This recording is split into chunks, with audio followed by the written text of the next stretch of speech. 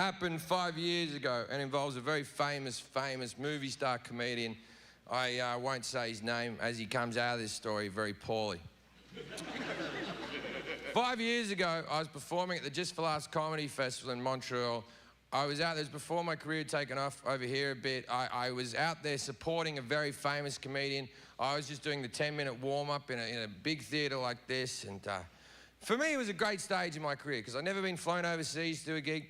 I'd never met a movie star. I'd never performed in a theatre. It was exciting times, you know. I get to the stage door after the gig, and there's like 300 people waiting in the alleyway just to get this guy's photo or an autograph or something. And I'm standing off to the side like a bit of a douchebag, like. And then these two 18-year-old French-Canadian girls come up and start talking to me. Now, one of them's all hot and 18 and whoa, all right? And the other one's more...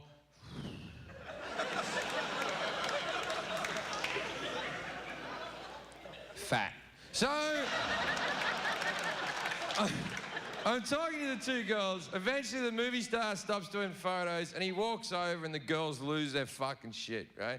We go out drinking. It gets to like 4 in the morning, and they yell last orders. Now, every man knows this moment in the night. You've been working on a girl for hours. You haven't closed the deal. They've turned the lights on. They've yelled last orders, and you're in that pressure cooker of time where you have to go, "Ah, you want to fuck?" Right? So... I'm going to let you in on a little secret, which a lot of comedians do, and I'll tell you what I did in this situation. I said to the girls, I said, "Hey, let's stay out drinking." And the girls go, "We can't. All the bars are shut." And I said, "Not the bar back at our hotel. The bar at our hotel is still open." Now, I should mention at this stage of the story that I knew full well that the bar at the hotel was not open. We get back to the hotel, the bar's shut, and I'm like this, "Oh, no! This is fucking bullshit. Thank fuck I have drinks up in my room." And then the girls come up to the room, and the spider web of deceit is complete. Now, we're all up there drinking. After about 15 minutes, the other comedian becomes what I can only call rapey. He wanted the two girls to kiss each other, but he wasn't doing that drunken, "How about you two start kissing?" He was grabbing the back of each of their heads, going, "Do it! Kiss each other! Do it!" Now, I was sort of in awe of this guy, so I was kind of nervous, so I was like, don't do that. But there's a bit of my brain going, "But if you pull this off, I'm right there with you," right? The guy sort of checks himself very quickly, and he's like, I'm sorry, Jim, I'm sorry, girls, I don't know what came over me," and we forgive him rather quickly. We continue on drinking. About 40 minutes later, we run out of Coca-Cola to mix with the Jack Daniels, so I go out to the vending machine to get more Coke.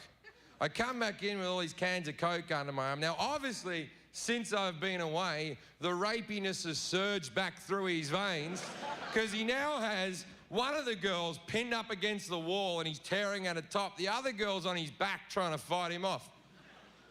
Now, as exciting as it was to see my first rape, I really felt like I should intervene. But I was nervous, so I was kind of like George McFly from Back to the Future.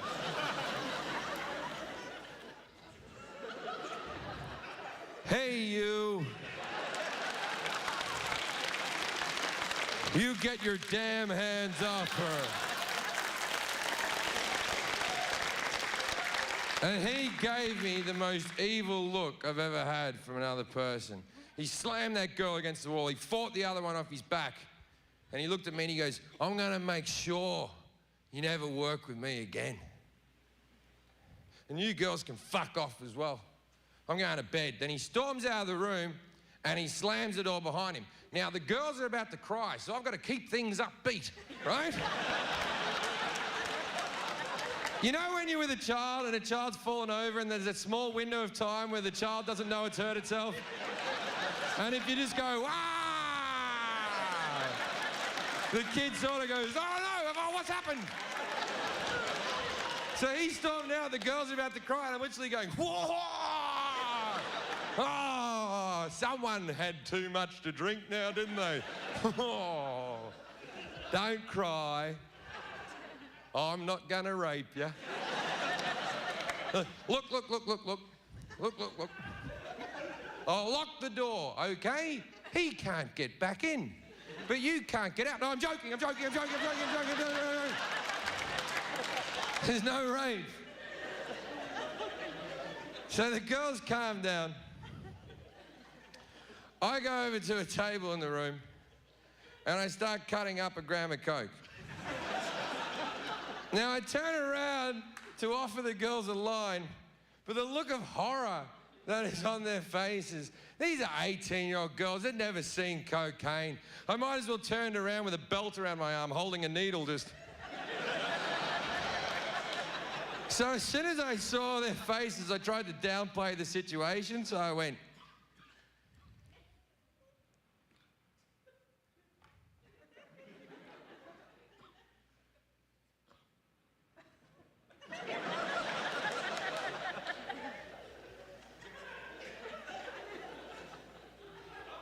I've never done it before.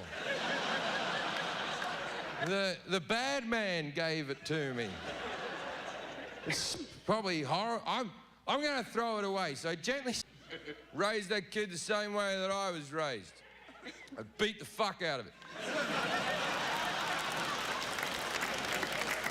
My mother broke both my brother's legs. Not both my brothers. One brother. Both his fucking legs. Scotty was under the bed going, I don't want to go to school. And Mum's going, get out right now, you're going to school. And he was like, no, I'm not, you can't make me. And she went, you don't think I can make you? And then Scott went, fuck off. Now, Gunter wasn't taking that.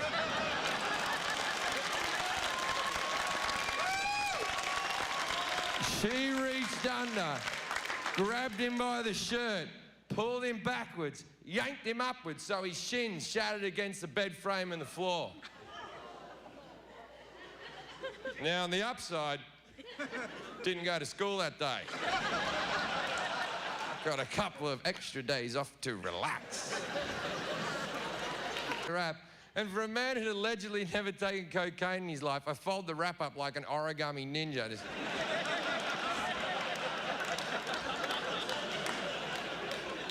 And then I looked at the girls and I went, well, I'm off to the bathroom. And I go to the bathroom, my own hotel room, and I start doing cocaine off the toilet seat. I come back out a little bit more chipper. I lay down between the girls. Every 10 minutes, I'm getting up and doing cocaine. I'm coming back. I'm still drinking whiskey after whiskey. So I'm drunk, plus I'm coked up, but I'm trying to act like I'm not coked up.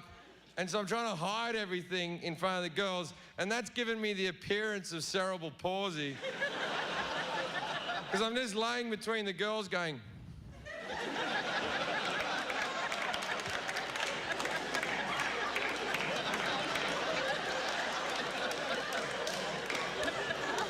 And then the hot girl goes to the bathroom, and the big girl gets on top of me and starts making out with me. And I'm so wasted, I don't give a fuck. I'm taking all comers. I'm like, big fat person. It's like extra person, right? And then the hot girl comes out of the bathroom, and the big girl gets off me as though nothing had happened. She makes a hell of a sound. And then the big girl goes to the bathroom and the hot girl starts making out with me, or I start making out with her, or who can remember? So when the other girl comes back from the bathroom, I spring to the end of the bed and I went, look, here's the deal. We've all been making out. We should all get naked and fuck. And the big girl's already taken off her top like, yeah, let's do this. And the hot girl goes, I don't want to do that. So I pointed at the big girl and I went, your job is to convince her.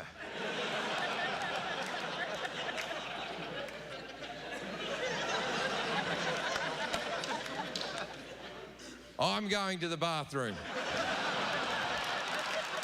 So I go to the bathroom. I do another fat line of Charlie. I peer out the bathroom door. The two girls are naked. I'm excited, but I've never had a threesome before, so I panic a little bit. So I jump back into the bathroom in front of the mirror. I'm like, ha-ha! This is fucking brilliant! 40 minutes ago, there was gonna be a rape in this room. I've really turned things around. And then my brain goes, you've just taken a gram of coke in 40 minutes, and I look down and my cock shriveled up like a walnut. And I'm like, oh no! And I start hitting it like it owes me money. I'm trying to reason with it. Come on, it's two 18-year-olds. This is what we've always talked about. I'm stretching it, trying to get blood flow back into it. But I've got nothing. I don't know about you, but when I take coke, I bloat out and I sweat like a beast. And I've got all fat and sweaty with this gnarly little fucking cock. My mouth's like cotton, and I'm just looking at myself in the mirror like...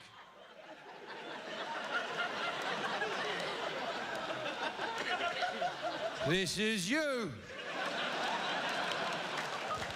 So I just owned it, and I just walk out all fat and gross like... Hello, ladies. The big girl's going down the hot girl. The hot girl's head's at the end of the bed. So I put my flaccid cock into the hot girl's mouth, which sounds like an aggressive move. And it was. And she's sucking on this flaccid whiskey coke cock. And I've got no decorum. I'm just over her head going, ha ha ha ha. And my gut's resting over one of her eyeballs like she was a meat pirate. And I'm sweating profusely from my forehead into the other open eyeball. And after a minute and a half, she pulls my cock out of her mouth and goes, we're not doing this anymore. And you know what I thought at that moment? Good call.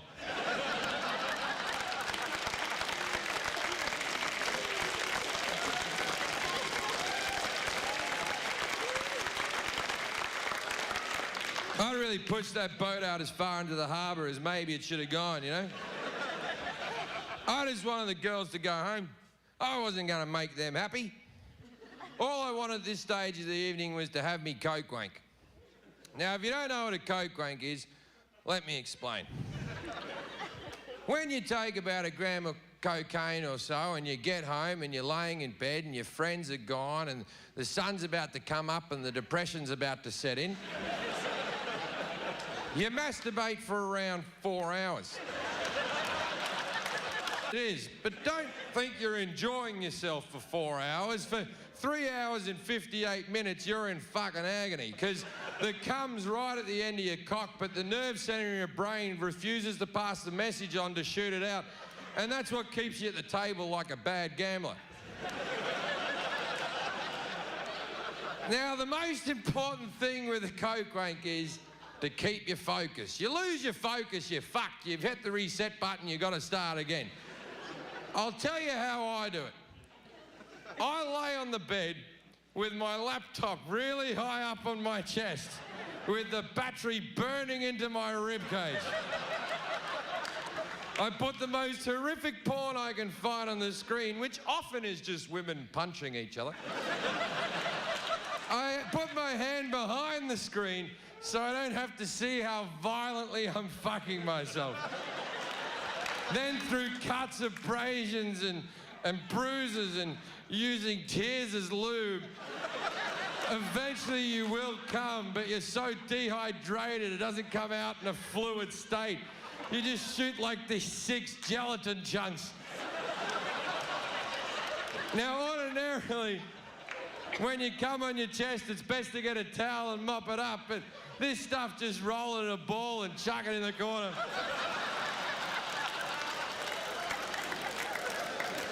Then after you come, you realise something you didn't know before. You're almost dead.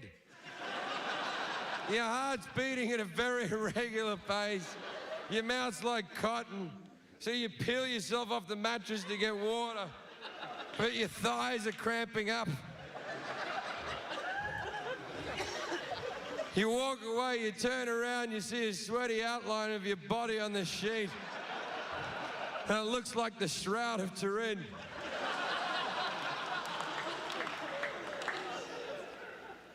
Anyway, I was looking forward to doing that.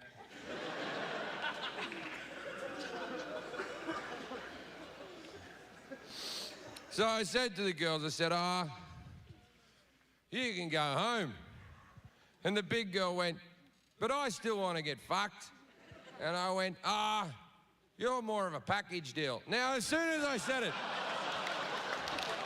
I felt like a fucking asshole, right? One of the great things about being an offensive comic is you can cover your steps very quickly by going, I'm kidding, I'm crazy, rah. So I did that. I went, I'd love to fuck you, I'd love you, I was kidding, I'd love it, rah. But I can't fuck you in front of your friend. And she points at her friend and goes, you get in the bathroom while I fuck him. And I went, I can't see why that wouldn't work. Now I've got to fuck, it'd be rude not to. You can't be willing to fuck someone in a couple and not be willing to fuck them as an individual. That's bad manners, and my mother brought me up better than that. So I'm going to fuck this girl to be polite. And her friend didn't want to go into the bathroom, and she's like crying, and her friend's like pushing her, like, just get in the fucking bathroom. This big fat girl just pushing this hot girl, like, get in the fucking bathroom. And I'm so wasted, I'm getting involved, like, yeah, get in the bathroom. And so we push this hot girl into the bathroom. She sits on the toilet, she's crying, she's so hot, and she's crying like, aah. Then she turns the hairdryer on so she doesn't have to listen. So picture like, there's this hot girl, she's crying, she's holding a hairdryer, just, aah, aah. Anyway, that gave me an erection. So now I've got an erection.